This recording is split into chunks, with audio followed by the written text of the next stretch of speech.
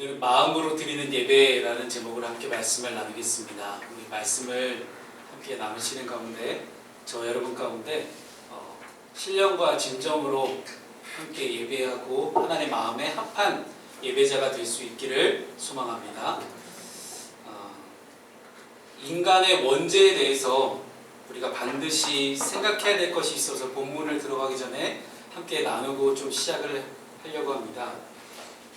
하나님은 에덴 동산에서 인간을 위한 모든 조건을 다 준비해 주셨습니다. 그러나 이미 주신 것에도 만족하지 못하고 하나님처럼 되고 싶었던 그 인간의 욕망은 선악을 알게 하는 열매를 먹는 행위로 이어지고 합니다. 선악을 알게 하는 나무의 열매를 먹은 그 행위도 물론 문제였지만 근본적인 죄의 문제는 뭐였냐면 하나님처럼 되고 싶었던 이 인간의 욕망이 하나님의 말씀을 거역하는 불순종으로 이어졌다는 것입니다.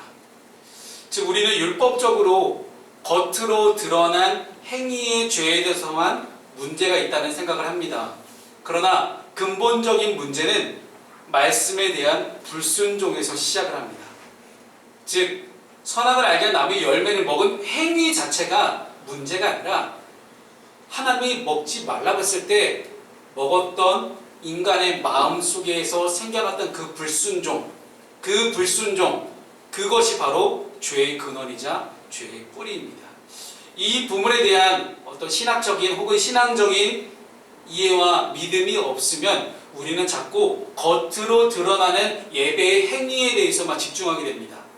내가 이것을 하면 하나님께 사랑받고 이것을 하지 않으면 하나님께 마치 심판을 받는 것 마냥, 그래서 많은 그리스도인들이 착각하는 것 중에 하나가요, 실수하고 혹은 오해하는 것 중에 하나가 만약 내가 이렇게 하면 하나님 나를 벌 주실까? 나 이렇게 이 행위를 해야지만 하나님을 내가 기쁘시게 할 수 있을 텐데 라는 행위 중심적으로 우리가 신앙생활을 오해하고 있다는 사실이에요. 그래서 오늘의 말씀을 통해서 우리는 하나님을 예배하는 것과 또 하나님의 뜻과 하나님의 마음에 대해서 분명하게 알고 예배할 수 있기를 바랍니다. 죄는 한마디로 얘기하자면 하나님보다 우선순위에 두는 것이 죄입니다. 죄라는 것은 우리가 하나님보다 더 선호하는 것이 바로 죄입니다. 우리가 하나님을 예배할 때 하나님보다 먼저 생각하는 것이 무엇이었는지 그걸 되돌아보면서 오늘 말씀을 함께 나누겠습니다. 우리는 아담의 범죄가 얼마나 참혹한 결과를 가져왔는지를 다 알고 있습니다. 인류 최초의 죄로 인해서 아담은 하나님의 낯을 피해서 숨어버렸습니다.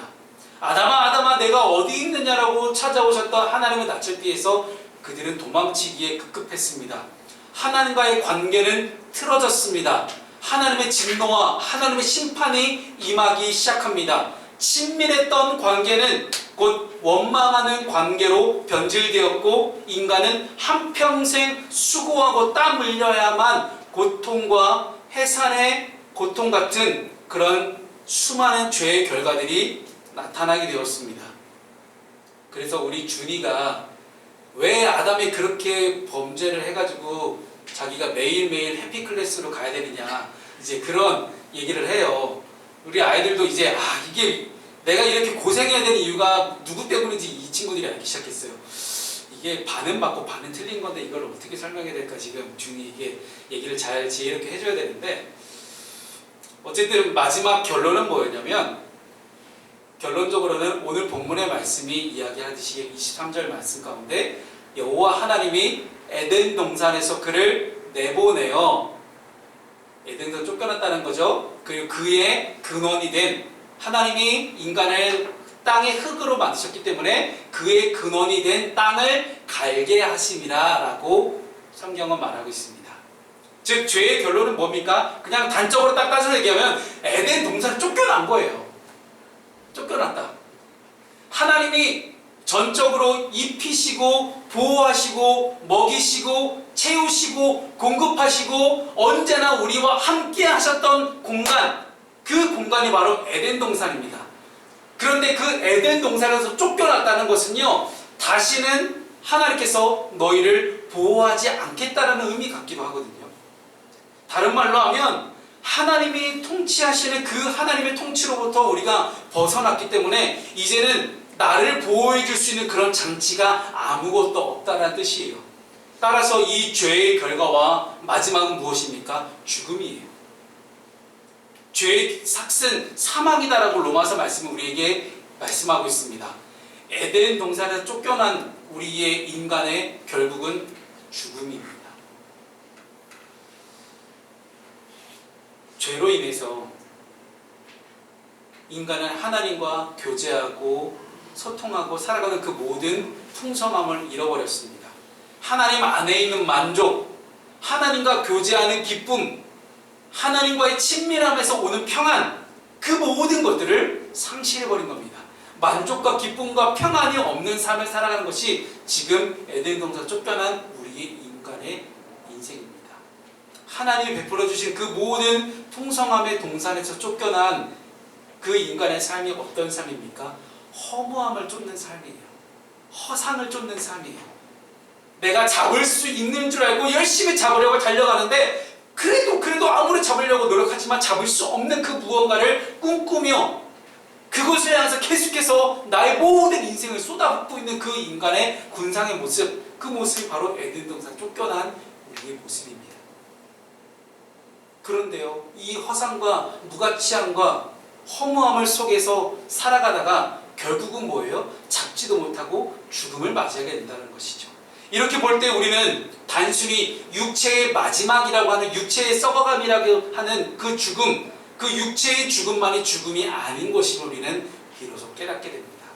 하나님으로부터 아무런 공급하심이 없는 그런 삶에는 허무함과 무가치함밖에 없으니 그것이 죽음이 아니고 무엇이겠습니까?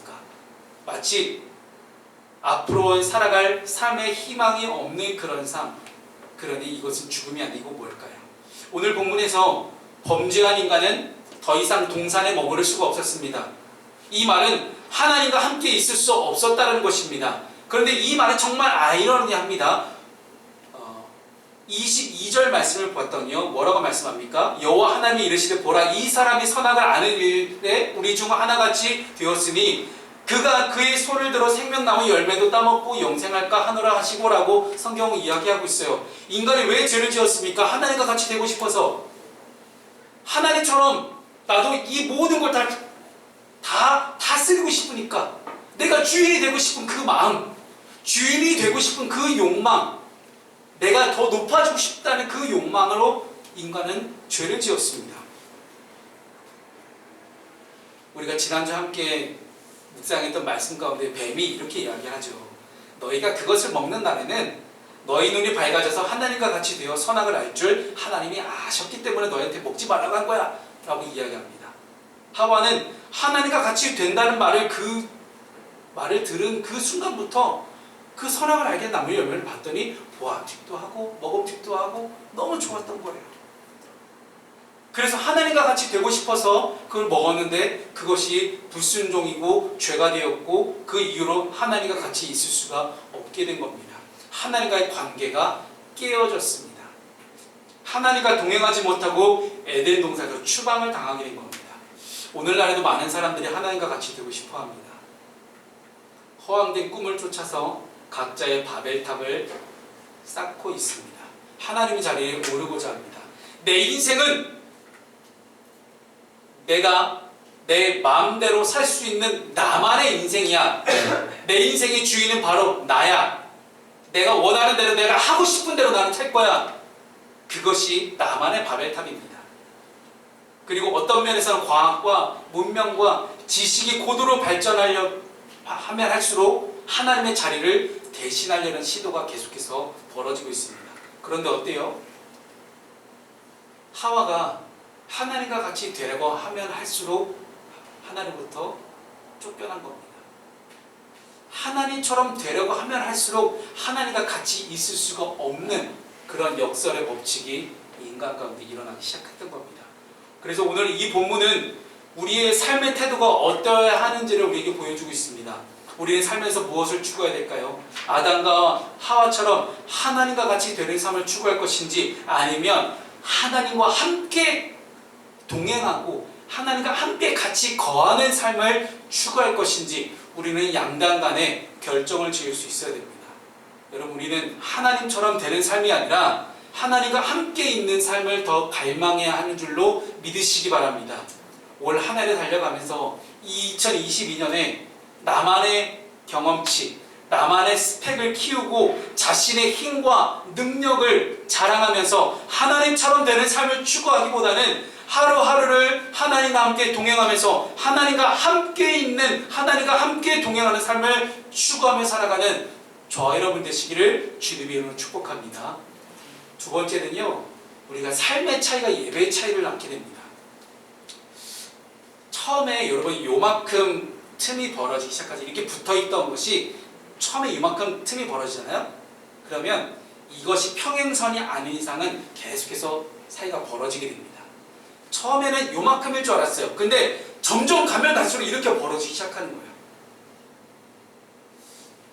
특히나 어떤 삶의 사이클이 혹은 삶의 성장 속도가 굉장히 빠른 우리 다음 세대나 우리 청년들의 삶을 보고 있자니 이것이 더 많이 느껴집니다.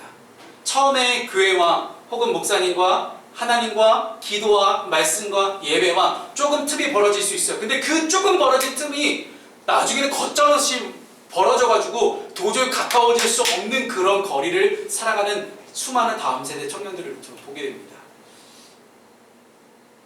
그만큼 우리의 삶의 차이가 예배의 차이를 낳는다는 사실을 우리가 잊지 않았으면 좋겠어요.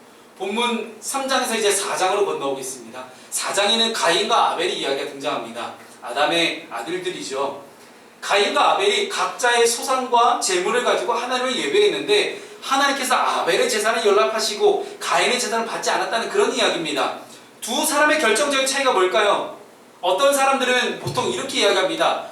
하나님은 피의 제사를 사랑하시기 때문에 피의 제사를 받기 원하셔서 아담이 드린 이 양을 잡아서 죽여서 피가 나왔기 때문에 아벨의 제사를 받으셨는데 가인의 제사는 피를 흘리지 않기 때문에 안 받았다. 이거 안 돼요. 여러분, 이렇게 해석하시면 안 됩니다. 제가 방금 얘기한 것도 다 잊어버리세요. 이렇게 오해하시면 안 됩니다. 성경을 묵상해 보면 그런 의미가 아니라 가인과 아벨의 삶의 차이가 이 예배의 차이를 낳았다는 걸 분명하게 보게 됩니다. 좀 전에 살펴본 것처럼 이 죄가 가진 심각한 문제는 뭐냐면 하나님과의 관계를 단절시키는 거예요. 하나님과 함께 딱 붙어있던 이 관계가 떨어진다는 겁니다. 결국 죄로 인해서 인간은 에덴 동산을 추방당하는 결과를 맞게 됩니다. 하나님과 함께 있지 못하게 된 것이죠. 하지만 하나님과 같이 되려고 하는 그 삶이 아니라 하나님과 늘 함께 동행하고 하나님과 함께 늘 있기를 원하는, 하나님과 함께 거하는 삶을 추구했다면 어땠을까요?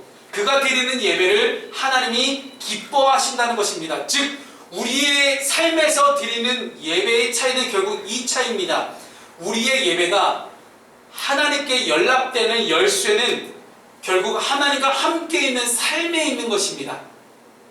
다시 말해보자면, 이것을 다른 말로 표현해보자면 우리가 주일의 예배가 우리의 일상의 삶을 결정하는 것이 아니라 일상의 삶이 주일의 예배를 결정한다는 사실을 여러분 잊지 않았으면 좋겠습니다. 그래서 우리에게 정말로 꼭 필요한 것이 일상에서 경험하는 하나님의 나라입니다. 내가 어디에서 있든지, 집에 있든지, 가정에 있든지, 직장에 있든지, 학교에 있든지, 내가 병원에서 일을 하든지, 내가 공무원으로 일을 하든지, 내가 어떤 일을 하든지 그것이 중요하지 않습니다. 그 일상 속에서 하나님의 나라를 경험하지 못한다면 나의 모든 예배가 가인의 예배가 될지 아벨의 예배가 될지 순간 달라질 수 있다는 것입니다. 결국 가인과 아벨이 드린 예배의 차이도 삶의 차이였습니다. 본문 5절 상반절에 보시면 가인과 그의 재물은 받지 아니하신지라 라고 성경이 기록합니다. 여러분, 우리가 자꾸 아까부터 말씀드리지만 행위로, 율법으로 내가 이걸 했으니까 하나님이 반드시 받으실 거야 이렇게 오해하시는 경우가 있거든요. 아니요, 그렇지 않아요. 예배를 받고 안 받으시고는 하나님께 달려 있습니다. 내가 아무리 열심히 하나님을 찬양하고 예배하고 내가 억만금의 헌금을 드려도 하나님이 받지 안 받지 그 모든 그 기준이 누구에게 달려 있습니까? 하나님께 달려 있는 거예요. 예배의 기준이 하나님께 있는데도 불구하고 우리는 자꾸만 내 생각과 내 판단과 내 기준 속에서 하나님이 이렇게 하면 정말 예배를 받으실 거야, 내 전신을 받으실 거야 라고 오해할 때가 많습니다. 하나님이 가인의 예배를 받지 않으신 이유는 가인의 삶에 선함이 없다라고 7절 말씀에서 분명하게 선포하십니다. 내가 선을 행하면 어찌 낯을 들지 못하겠느냐? 선을 행하지 않으면 죄가 문에 엎드려 있느니라. 죄가 너를 원하나 너는 죄를 다스릴지니라 라고 7절 말씀 이야기하죠. 즉 가인의 삶에 지금 없는 게 뭡니까? 선이에요. 선. 솔직히 하나님께서 가인의 예배를 받지 않으신 이유에 대해서 성경이 좀 속 시원하게 얘기를 해줬으면 얼마나 좋았을까요? 그렇죠? 근데 그렇지가 않아요. 그러나 우리가 함께 알 수 있는 중요한 사실은요, 오늘 본문의 말씀을 통해 가인의 속사람, 가인의 내면, 가인의 속마음에 선함이 없었다라는 거예요. 근데 이 선함도 누구의 기준인가요? 하나님의 기준이에요. 하나님께서 보실 때 그 마음에 선함이 없으니 하나님의 가인의 예배를 받지 않으신 겁니다. 이 선함은 참 다양하게 번역을 할 수도 있을 것 같아요. 그러나 뭐 원어를 보든 아니면 영어 성경을 보든 어떤 번역본을 보더라도요, 옳고 그름에 대한 옳음이에요. 하나님의 기준에서 보시기에 옳은 것이 가인에게는 있지 않았다라는 것입니다. 평소에 하나님과의 그 기도를 통해서 하나님의 뜻이 무엇인지 아는 사람은 옳고 그름에 대한 분별이 분명하게 있습니다. 매일매일 기도하고 말씀으로 하나님과 동행하며 사는 사람은 하나님의 옳고 그름이 무엇인지 그 기준을 알기 때문에 그 마음 가운데 선함이 무엇인지를 알고 가지고 있게 되는 것이죠. 즉 우리가 하나님께 무엇을 드리느냐, 얼마를 드리느냐, 많이 드리느냐, 적게 드리느냐가 중요하지 않습니다. 어떤 마음으로 살아가던 사람이 어떻게 드리는지가 중요하다는 것입니다. 물론 예배가 중요하지 않다라는 게 아니에요. 예배에도 정성이 필요하고 마음의 자세도 필요합니다. 하지만 오늘 본문이 가인과 이 아벨의 예배를 조명하면서 우리에게 말씀하고 있는 더 중요한 사실은요, 나의 일상의 삶에서 죄를 멀리하고 하나님과 가까이 하라는 말씀이에요. 또한 우리가 그렇게 예배한 대로 우리의 신앙을 삶에서 증명해내라 라는 그런 이야기입니다. 아무리 주일날 와서 예배를 잘 드린들 나의 일상의 삶에서 내가 은혜 받은 것을 증명해내지 못하면 그 은혜는 곧 사라집니다. 사랑하는 여러분, 2022년 올 한 해를 살아가면서 하나님이 기뻐하시고 연락하시는 우리의 예배를 우리가 드릴 수 있기를 소망합니다. 아울러 하나님께서 기뻐하시는 참된 예배자로 살아갈 수 있기를 소망합니다. 마지막으로 세 번째는요, 그래서 우리가 7절 말씀처럼 죄의 자리에서 죄를 다스릴 수 있어야 된다는 겁니다. 죄는 하나님과의 관계를 파괴했습니다. 하나님과 동행하지 못하게 되었습니다. 하나님과 같이 되고 싶어서 선악을 알게 나무 열매를 먹었는데 오히려 그 결과가 하나님과 같이 거하지 못하게 만드는 그런 상황이 생겼어요. 이것이 바로 신뢰예요. 우리가 그렇잖아요. 신뢰하지 못하는 사람하고는 더 이상 함께하지 않습니다. 이거는 뭐 형제간에도 그렇고요, 연인 관계도 그렇고요, 부부 관계도 그렇고요, 친구 관계도 똑같습니다. 신뢰가 깨어지면 그 이후부터는 더 이상 그 사람과 함께 할 수가 없게 되는 것이죠. 에덴 동산에 추방된 이 아담과 하와는 이제 에덴 동산 바깥에서의 삶의 모습을 통해서 어떻게 인간이 힘들게 인생을 살아가는지를 보여주고 있어요. 4장에서 나타나는 동산 바깥의 삶이 어떻습니까? 한마디로 은혜와 죄악이 공존하는 혼재되는 그런 삶의 자리예요. 좋기도 하고 나쁘기도 해요. 비록 하나님과 함께 거하는 에덴 동산은 쫓겨났지만 인간의 삶에는 여전히 하나님의 은혜가 부어지고 있습니다. 1절을 보니까 여호와로 말미암아 등남하였다라고 이야기를 하죠. 즉 하나님께서 여전히 생명의 은혜를 인간에게 부어주고 계시다는 사실이에요. 2절과 3절을 보니까요, 농사하여 땅의 소산물을 얻습니다. 양의 새끼들을 받아내고 있습니다. 즉 그것을 가지고 가인과 아벨은 하나님을 예배하는 삶을 살아갑니다. 여전히 하나님의 은혜가 부어지고 있습니다. 그런데 이와 동시에 동상 바깥의 삶은 죄로 인해서 수치와 상처가 가득한 삶을 우리에게 보여주고 있어요. 사장에서 하나님과의 깨어진 이 관계가 수많은 관계를 계속해서 깨트려 놓고 있다는 사실을 우리에게 보여주고 있습니다. 신앙은 거듭 말씀드리지만 관계의 훈련입니다. 여러분이 교회에 오셔서, 우리 푸른숲 교회에 오셔서 해야 될 중요한 훈련은 관계의 훈련이에요.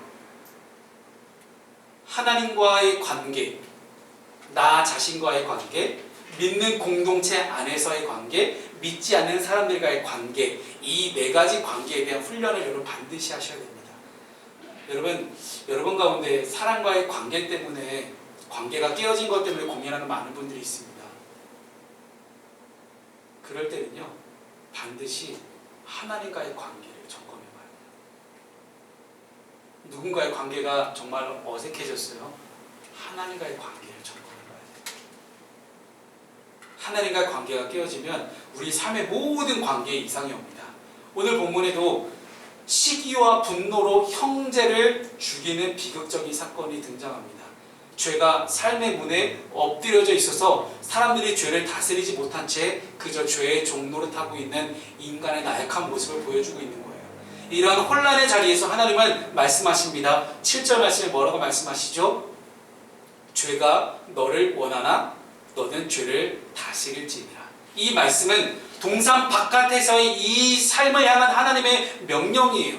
죄가 너의 인생을 침범할 수는 있지만 그 죄에 너는 날마다 그 죄를 경계하고 멀리하는 삶을 살아가라고 결단하라는 거예요. 오늘을 살아가는 우리는 인류 역사를 통틀어서 놓고 봤을 때 예배와 혹은 말씀과 찬양의 홍수 속에서 살아가고 있습니다. 텔레비전 조금만 틀어봐요. 기독교 TV가 한두 개입니까? 채널이. 스마트폰 열어서 유튜브 한번 열어보십시오. 굉장히 많은 예배와 말씀과 찬양이 홍수처럼 쏟아지고 있습니다. 가만히 집에 앉아 있어도 수많은 기독교 매체들이 우리에게 다양한 은혜를 가져다 줍니다. 그러나 우리는 그 어느 때보다도 죄악이 관영한 시대를 살아가고 있습니다. 마치 에덴 동산 바깥에서의 삶처럼 죄악과 은혜가 공존하는 이 시대를 우리는 살아가고 있습니다. 포스트 모더니즘 사회를 살아가면서 우리는 진리의 경계가 허물어지고 이것도 옳고 저것도 옳다고 주장하는 그런 시대를 살아가고 있습니다. 이 정도 타협은 이제 타협도 아니야 라고 이야기하는 분들이 점점 늘어나고 있어요.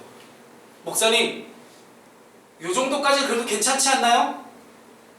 목사님, 이제 시대가 변했는데 이 정도까지는 괜찮지 않나요? 라고 그렇게 이야기를 합니다. 참 복음을 전하기 힘든 그런 시대를 살아갑니다. 복음의 진리를 붙잡고 살아가는 우리 그리스도의 삶 역시 매우 혼란합니다. 그래서 우리 역시 은혜와 죄가 혼재된 자리에서 우리는 날마다 결단할 수 있어야 됩니다. 죄가 우리의 삶을 주장하나 죄를 경계하고 멀리하는 삶을 살아가도록 그렇게 살아가보자 하고 우리 결단해야 되는 것입니다. 복음서에 보면 예수님께서 변화산에 올라가십니다. 예수님이 거룩한 모습으로 변화가 되어서 나중에 변화산에 이름을 붙였지만 실제는 변화산은 아니에요. 우리가 지금 변화산을 부르고 있지만 어쨌든 그 산에 올라가서 예수님이 기도하실 때 하나님께서 모세와 엘리야를 함께 보내주시고 성령을 통하여서 예수님 모습이 거룩하게 변합니다. 그 광경을 목격했던 베드로라는 제자가 그렇게 이야기를 하죠. 예수님, 제가 이곳에다가 초막 셋을 짓겠습니다. 아니, 가난한 어부가 무슨 돈이 있다고 초막 셋을 짓겠대 여기다가. 그만큼 일단 베드로를 일단은 던지고 보는 스타일이에요. 일 벌리는 스타일이거든요. 일단은 베드로가 그렇게 이야기합니다. 하나는 주를 위해, 하나는 모세를 위해, 하나는 엘리야를 위해 내가 초막 셋을 짓겠다. 그러니 제발 우리 내려가지 맙시다. 이 변화산에서 예수님도 영광스러운 모습으로 변화되셨고 모세도 계시고 엘리야도 계시는데 지금 우리가 뭐가 두려울 게 있습니까? 우리 다 할 수 있어. 우리 예수님 그냥 이곳에 있읍시다. 얼마나 좋습니까? 그랬더니 예수님이 베드로에게 말씀하시죠. 네가 있어야 할 자리는 여기가 아니다. 네가 있어야 할 자리는 아무런 죄악도 없고 혹은 유혹도 없고 시험도 없고 어려움도 없고 고난도 없고 연단도 없는 이 변화산 이 꼭대기에다가 초막새를 짓고 살아가는 게 네 사명이 아니라 너는 산을 내려가야 되는 게 네 사명이다. 내려가서 여전히 하나님을 모르고 떠나 있고 죄를 가지고 죄를 다스리지 못하고 죄의 종로를 타고 있는 수많은 사람들에게 찾아가서 죄를 다스리는 삶을 살아가도록 결단을 촉구해야 되는 것이 너의 사명이다 라고 주님이 말씀하시죠. 아마 베드로는 그때까지도 이해가 안 됐을 거예요. 그때 이해했으면 베드로가 과연 예수님을 3번이나 부인했을까요? 안 했겠죠. 여전히 이해를 못했을 겁니다. 그러나 지금 우리에게 주시는 우리 주님의 말씀은 분명합니다. 단순히 예배와 은혜의 자리에만 취해 있는 것이 아니라 내가 직접 삶을 살아가고 있는 일상의 자리로 내려가야 된다는 얘기예요. 일상의 자리에서 나의 삶의 자리에서 하나님의 나라를 경험하고 복음을 가지고 분명하게 죄와 싸워 승리하는 모습을 많은 죄의 종로로 사는 사람들에게 보여주라는 그 결단을 하라는 거예요. 왜냐하면 결단을 해야지만 우리가 포기할 수 있습니다.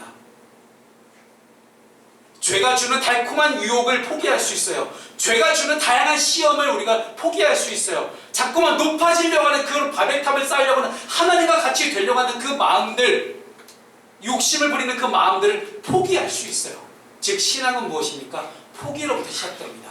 나를 내려놓는 것부터 시작하고요. 신앙은 십자가에서 내가 죽는 것부터 시작하는 것이 바로 십자가 복음의 은혜인 줄로 믿으시기 바랍니다. 이것이 신앙이에요. 예배의 중심은 당연히 하나님입니다. 그러나 내가 드리고 싶은 대로 하나님께 드리는 예배는 예배가 아닙니다.